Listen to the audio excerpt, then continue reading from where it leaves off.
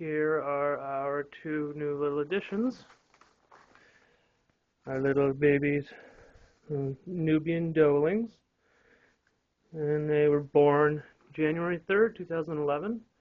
The one on the left, the black one, we're thinking about naming Imperial Stout. And the one on the right, the brown one, we're kind of thinking about Mocha Porter.